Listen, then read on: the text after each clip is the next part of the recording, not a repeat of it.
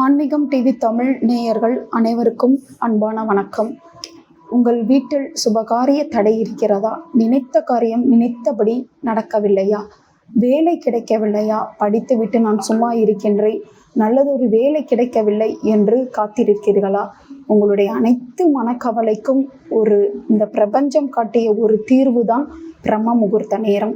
நாம் பிரம்ம முகூர்த்த நேரத்தில் எழுந்து எந்த ஒரு செயலை செய்தாலும் அது உங்களுக்கு கைமேல் பலன் கொடுக்கும் என்பதை மறந்து விடாதீர்கள்.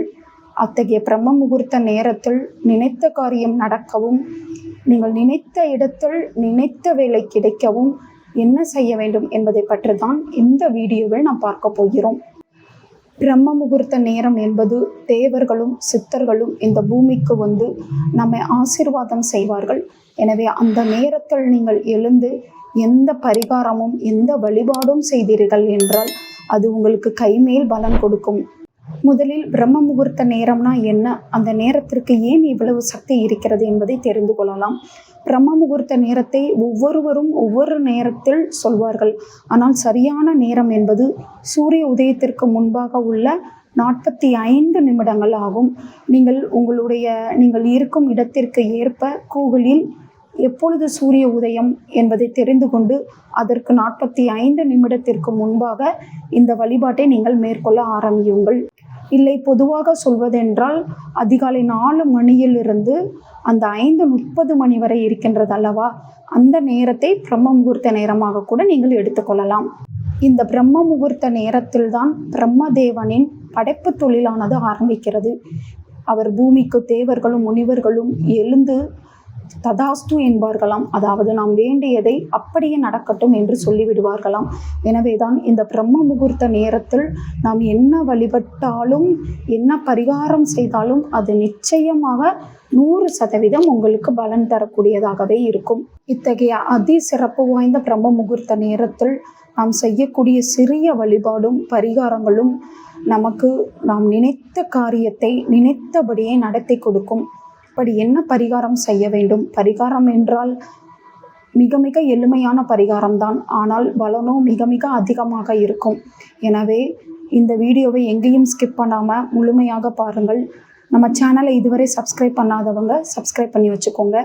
முதலில் நீங்கள் நினைத்த வேலை கிடைக்க முதல் பரிகாரத்தை பார்த்து விடலாம். பிரம்ம முகூர்த்த நேரத்தில் அதிகாலையிலேயே எழுந்து கை கால்களை கழுவிக்கொள்ளுங்கள்.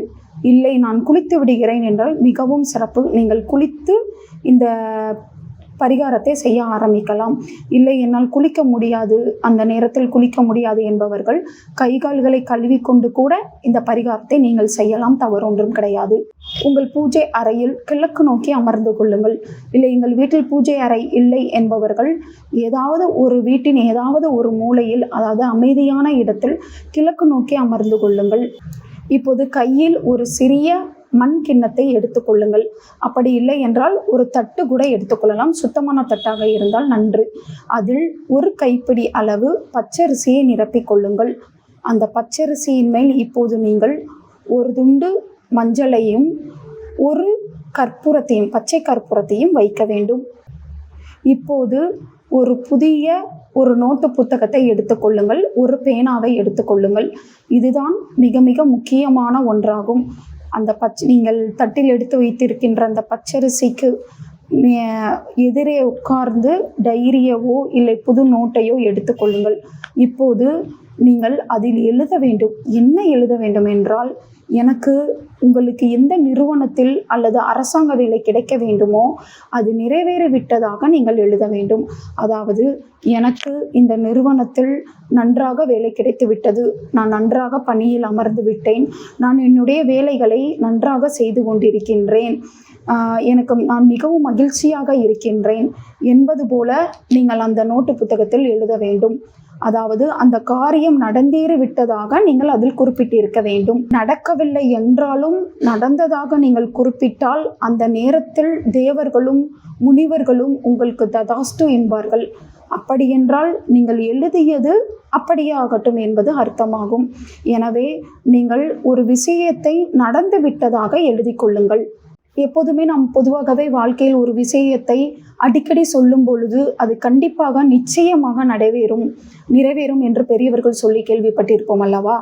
அதனுடைய அடிப்படையில் தான் இந்த பரிகாரமும் அமைந்திருக்கிறது. எனக்கு வேலை கிடைத்து விட்டது என்று நீங்கள் எழுத இந்த பிரபஞ்சம் கண்டிப்பாக உங்களுக்கு நடத்தி கொடுக்கும். இந்த நீங்கள் தட்டில் வைத்திருக்கின்ற பச்சரிசியும் மஞ்சளும் கற்பூரமும் புதன் மற்றும் சுக்கிரனின் ஈர்ப்பு சக்தியை தன்னகத்தை உறிஞ்சிக்கொள்ளும். எனவேதான் அந்த 2 பொருட்களையும் பச்சரிசியின் மேல் நாம் வைக்க சொல்கின்றோம். சரி, இந்த பரிகாரத்தை நீங்கள் தொடர்ந்து எத்தனை நாள் செய்ய வேண்டும் என்றால் 21 நாட்கள் தொடர்ந்து இந்த பரிகாரத்தை நீங்கள் செய்ய வேண்டும். சொல்லிக்கொண்டே இருக்க வேண்டும், எழுதி கொண்டே இருக்க வேண்டும். எனக்கு வேலை கிடைத்து விட்டது, எனக்கு அரசாங்க வேலை கிடைத்து விட்டது, நான் நினைத்த நிறுவனத்தில் எனக்கு வேலை கிடைத்து விட்டது என்று சொல்லிக்கொண்டே இருக்க வேண்டும். அப்பொழுதுதான் அந்த சொல்லுக்கு ஒரு சக்தி ஏற்படும். இரண்டாவதாக நாம் பார்க்க போகின்ற பரிகாரம், உங்கள் வீட்டில் சுபகாரிய தடை இருக்கின்றதென்றால் அதை நிவர்த்தி செய்யவும், உங்களுடைய ஜாதகத்தில் ஏதாவது தோஷம் இருந்தால் அது சரி செய்யவும் இந்த 2வது பரிகாரம் உதவுகிறது. அந்த பரிகாரத்தை பார்த்து விடலாம். பிரம்ம முகூர்த்த நேரத்தில் உங்கள் வீட்டு பூஜை அறையில் ஒரு மண் அகல் விளக்கை ஏற்றி வைத்து கொள்ளுங்கள். அதில் நல்லெண்ணெய்க்கு பதிலாக சுத்தமான நெய் ஊற்றி விளக்கு ஏற்றி வைத்து கொள்ளுங்கள்.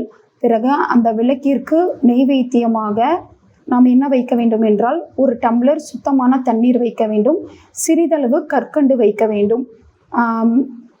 இல்லை, நான் அந்த நேரத்தில் சர்க்கரை பொங்கல் எழுந்து செய்து விடுவேன் அப்படி என்றால் தாராளமாக சர்க்கரை பொங்கல் கூட வையுங்கள். இது என்னால் சர்க்கரை பொங்கல் எல்லாம் செய்ய முடியாது என்பவர்கள் ஒரு துண்டு கற்கண்டு வைத்துவிட்டு கூட இந்த பரிகாரத்தை நீங்கள் செய்யலாம். இப்போது அந்த விளக்கின் முன்னால் நின்று உங்களுடைய குலதெய்வத்தையும், அப்படி இல்லை என்றால் உங்களுக்கு இஷ்டமான எந்த தெய்வத்தையும் நினைத்து உங்களுக்கு என்ன காரியம் நடைபெற வேண்டும், உங்களுடைய எந்த தோஷம் நிவர்த்தியாக வேண்டும், உங்களுக்கு என்ன கிடைக்க வேண்டும் என்பதை உறக்க சொல்ல வேண்டும், கத்தி சொல்ல வேண்டும். எனக்கு நல்ல வேலை கிடைக்க வேண்டும், என்னுடைய ஜாதகத்தில் செவ்வாய் தோஷம் இருக்கிறது, திருமண தடை ஏற்பட்டு கொண்டே இருக்கிறது, அது நிவர்த்தியாக வேண்டும் என்று சத்தம் போட்டு உறக்க ஒரு 3 முறை சொல்ல வேண்டும். இப்படி சொல்லிவிட்டு உங்களுடைய வழிபாட்டை நிறைவு செய்து கொண்டு நீங்கள் ஒரு டம்ளரில் ஒரு சுத்தமான தண்ணீர் வைத்திருக்கிறீர்கள் அல்லவா, அந்த டம்ளர் தண்ணீரை அப்படியே பருகி கொள்ளுங்கள். கற்கண்டை பிரசாதமாக சாப்பிட்டு விடுங்கள். 3வது பரிகாரம், பிரம்ம முகூர்த்த நேரத்தில் ஏற்றக்கூடிய விளக்கு பற்றிய பரிகாரமாகும்.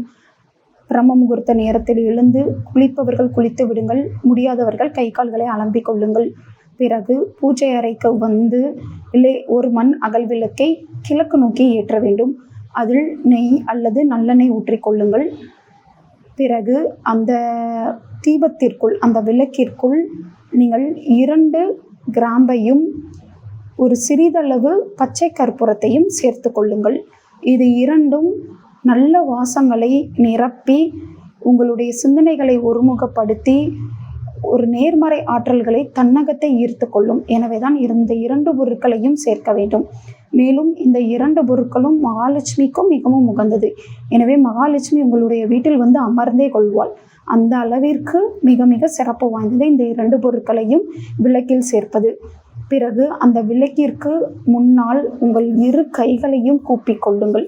உங்கள் 2 கைகளையும் கூப்பிக்கொண்டு, எனக்கு நல்ல வேலை கிடைத்து விட்டது, நான் நினைத்த வேலை கிடைத்து விட்டது, நான் இந்த அரசாங்க வேலையில் சேர வேண்டும் என்று நினைத்தேன், அது கிடைத்து விட்டது, நான் மிகவும் மகிழ்ச்சியாக உள்ளேன், நான் இந்த நிறுவனத்தில் முதல் நாள் வேலைக்கு செல்கிறேன் என்று நீங்கள் என்ன கேட்க வேண்டும், என்ன நினைக்க வேண்டும், என்ன நடைபெற வேண்டும் என்று நீங்கள் நினைத்தீர்களோ அதில் மனதில் காட்சியாக கொண்டு வாருங்கள். எனக்கு இது நடந்தேறி விட்டதாக நீங்கள் கோரிக்கையை முன்வைக்க வேண்டும். அதுவும் 11 முறை நீங்கள் உறக்க சொல்ல வேண்டும். எனக்கு வேலை கிடைத்து விட்டது, வேலை கிடைத்து விட்டது, வேலை கிடைத்து விட்டது, இவ்வாறு உறக்க நீங்கள் சொல்ல வேண்டும். இப்படி சொல்வதன் மூலம் நீங்கள் சொல்லிய அந்த சொல்லுக்கு ஒரு சக்தி ஏற்படும்.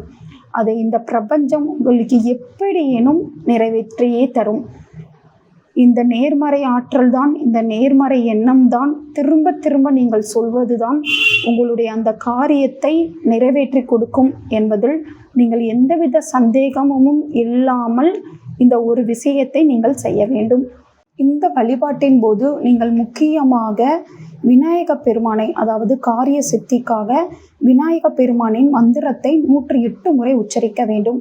அந்த மந்திரமானது ஓம் கஜமுகனே போற்றி, கருணை கடல் கணேசா போற்றி, மூலதார கஜமுகனே சரணம் சரணம் என்று மந்திரத்தை 108 முறை உச்சரிக்க வேண்டும். இந்த மந்திரத்தை ஜபிக்கும் போது உங்களுடைய மனதில் ஏற்பட்டிருக்கும் தடைகளும் உங்கள் வீட்டில் ஏற்பட்டிருக்கும் தடைகளும் நிவர்த்தி ஆகி அந்த விநாயக பெருமானே, முதல் முருள் கடவுளான விநாயக பெருமானே அனைத்து காரியங்களையும் நல்ல விதத்தில் செய்து முடித்து கொடுப்பார் உங்களுக்கு.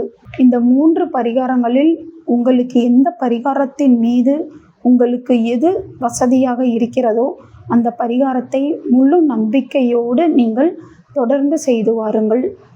ஒரு 11 நாட்கள், 21 நாட்கள், இல்லை 48 நாட்கள் இப்படி தொடர்ந்து செய்து வாருங்கள். உங்களுடைய வாழ்க்கையில் ஏற்படும் மாற்றத்தை நீங்களே கண்கூடாக பார்ப்பீர்கள்.